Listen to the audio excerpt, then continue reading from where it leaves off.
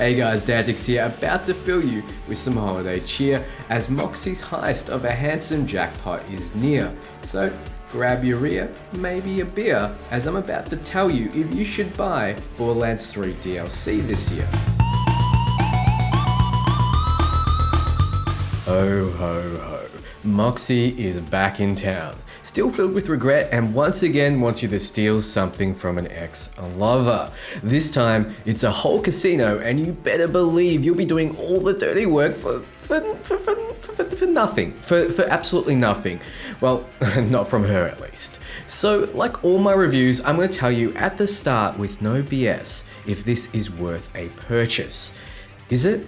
Well, if you love Borderlands 3 or the Borderlands franchise in general, you'll probably already have the season pass, and in which case, you'll enjoy it. If you don't have the pass but love the game, give it a look, check out some gameplay streams, or wait for a sale. If you didn't absolutely froth over Borderlands 3, I sadly cannot recommend Moxie's heist of the handsome jackpot, especially if it's going to break the bank. Throughout this video, I'll go through what I liked and what I didn't while avoiding spoilers. Keep in mind, a lot of the charm of the DLC contains, well, spoilers, so you'll mostly need to take my word for it. Earlier, I started the video with a hearty ho ho ho. Well, it's not just directed at Moxie. The DLC at times feels like an easy cash-in before Christmas. Look, I commend Gearbox for getting a DLC done so quickly, but it shows. The DLC is short, people. I achieved 100% map completion in less than 7 hours. Granted, I played on Mayhem 1 with a geared Zane, but I fully explored everything it had to offer. On Mayhem 4, it was no more difficult than any other content and less difficult than the Maliwan takedown. There's also very little else to do after completing the DLC besides one side mission and finding the remaining crew challenges. There's new gear and new cosmetics, but no endgame activity, so this will mean simply farming bosses, which many people enjoy. The bosses though were fun. There weren't any annoying immunity phases besides the end boss, but that wasn't annoying as you fully deplete the health bar before it happens, and that was fun. I can't really say any more. But there weren't any weird mechanics and also nothing completely outrageous with the bosses or even with anything else, but therein lies the problem. You see, I didn't laugh nearly as much in this DLC than I did in the Borderlands 3 main game, nor enjoy the story. It's cheeky, it's random, it's clever at times, but it feels washed down. There's nothing much new here and it seems to be written to recycle what was known to work. Jack is involved indirectly in the story yet again. As much as I like Jack, you kind of feel the cash in here, no pun intended. It doesn't continue the main story in any way at all, even a little, but maybe that's okay since that means less Ava. To start the DLC, you simply need to accept the mission outside of Moxie's bar in Sanctuary. You'll be told about Jack's fabulous casino and that Moxie thinks it belongs to her. In this universe, if you sleep with Moxie, you better be prepared for her to take all of your stuff. Well, I guess that's like real life too. I kid, don't come after me, internet. So it's time to head to the casino, do some things I can't talk about, plan a heist and get control of it for Moxie. I want that casino. Ready to bring down the house, sugar? I have to ask, do Vault Hunters ever negotiate? You're essentially being used to get control of a massive money-making platform filled with a robot army for nothing.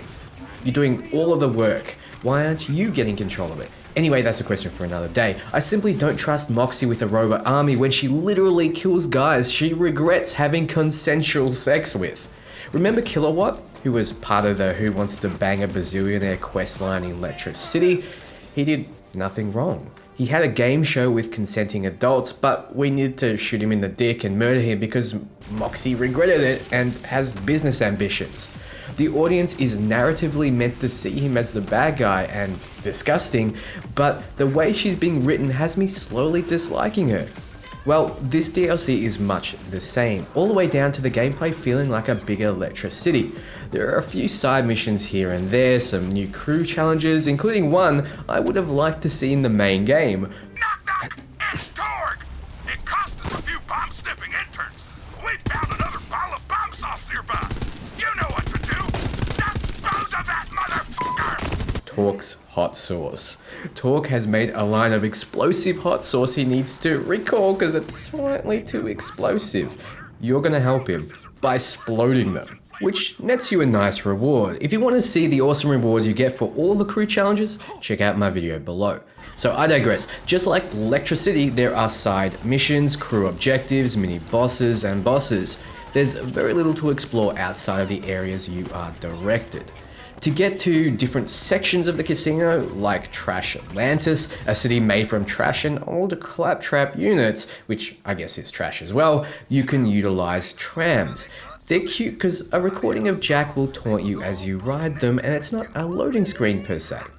Hidden in plain sight are VIP rooms. You can pay a small fee to enter these. They'll always contain a chest with loot, but sometimes they'll contain a blackjack chest.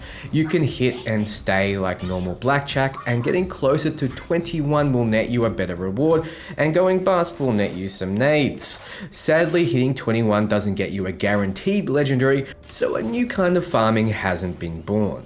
There are death cannons preventing you from getting to the giant tower at the end of the casino, where the main antagonist, which will remain nameless, resides, and coincidentally, your goal as well. So to get in, you need to pull a heist, which has you building a crew, gathering tools, and... wait, wasn't there a Rick and Morty episode on heists and how lame they are not long ago? Well, Gearbox, I really feel for you. The timing could not have been worse to release a heist DLC. But look, in this case, it's interesting enough to get you through the 7 hours. You son of a bitch, I'm in. You even get to play out the action montage trope that occurs when someone is explaining the plan, which was pretty interesting. What isn't interesting though is the reused enemies, namely the psychos. In the casino are trapped ex-customers, and for some reason they function exactly the same as the Children of the Vault, besides their name and clothing. The loader bots, which you'll be fighting over and over again, are mostly the same as well.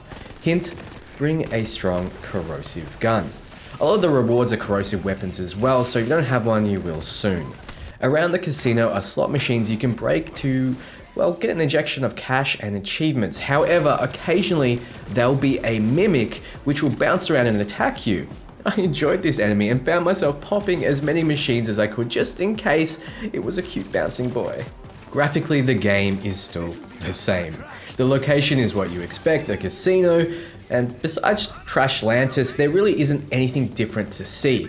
The times you get to see outside, you're treated to a nice view of a black hole and surrounding universe, but that's it. Don't expect to be wowed.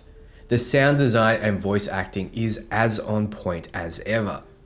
Damien Clark, aka Murky Waters, treats you to his acting skill as an introduction video to the casino and gives a great overview of what's to come. Those people are freaking idiots. Money rules, we all know it. How's it going? Handsome Jack here, your best friend. The sound of exploding slot machines and faces is absolutely fantastic and really immerses you in the game and the setting. The music has been kicked into overdrive, and unlike the main game, I didn't start to tune it out.